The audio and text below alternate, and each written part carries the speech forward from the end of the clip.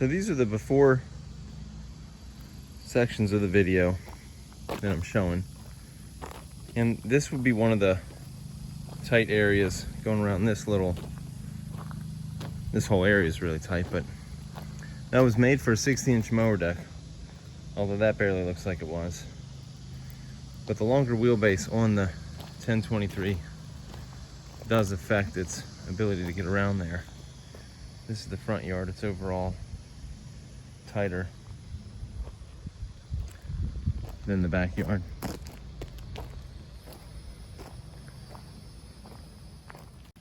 I think in and around here is the sort of the nicest area of the yard. It'll show a little bit better when it's mowed. We actually have a yard tool in the yard. Thanks, kids. But there's still plenty of weeds in the flower bed. Eventually my kids will have a work ethic. At least that is my hope. So here's the backyard.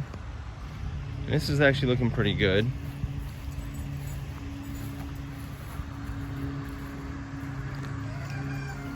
But, you know, like I said, it's been probably almost 2 weeks since I've mowed. It's just been raining every day, or just about every day.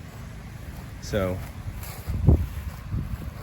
I haven't had a chance to really mow it when it's been dry. Some different types of grass or whatever here. This is the main grass I like to have, which is the St. Augustine. So I'll do an after video and then you can decide for yourself.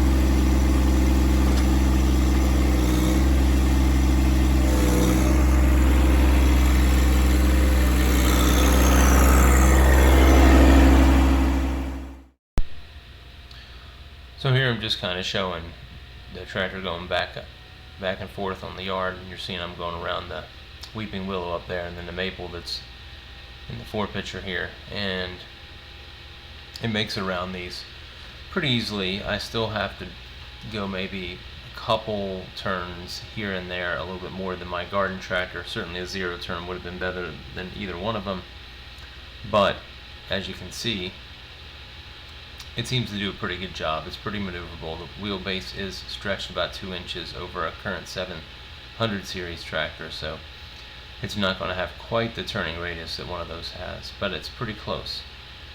So I think it's, you know, a tractor worth having. You know, it's probably 90-95% as good a mower as the 700 series, and probably a 25 to 40% better tractor. So that's something to consider as well. As you can see here, on the larger trees, it's easy to get around them without going back and making another run. You just wheel around that sucker and then you're done. And on the smaller trees, you could put rocks or some sort of border around them to make them just as simple, but you're still going to have to weed whack around the, you know, either around the tree or around the, you know, rocks or border that you put around it too. So, and that would happen even with a zero turn. So there's still going to be some work involved. And it's kind of speeding up the process here. And as you can see, we mow around the trampoline as well, and which isn't that big a deal because obviously it's pretty large, so that's not an issue at all. Getting around that, and most of the trees in the yard are not an issue either. So whether it's a 1 series, 700 or zero turn, I'll still have dog and kid toys.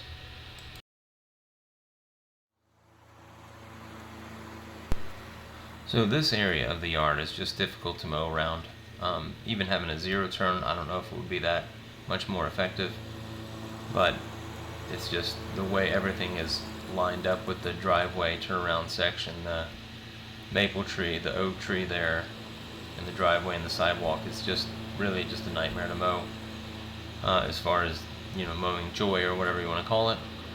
But and then this section here I said was made for a 60-inch deck.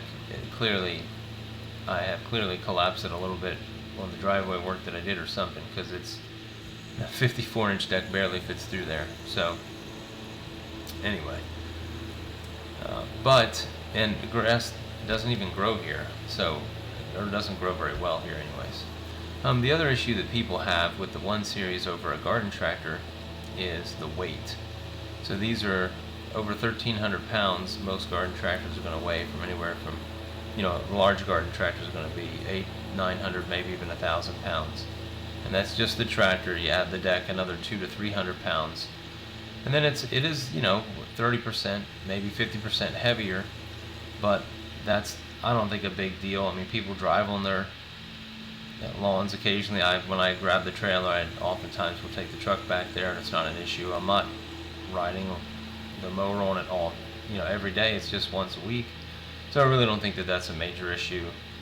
But people will quote that. Maybe in some areas with softer soils it might be an issue, but I mean, we have sand here, and it's really not sandy soil, so it's really not an issue here. So anyways, that's my take on the garden tractor versus 1 Series when it comes to mowing.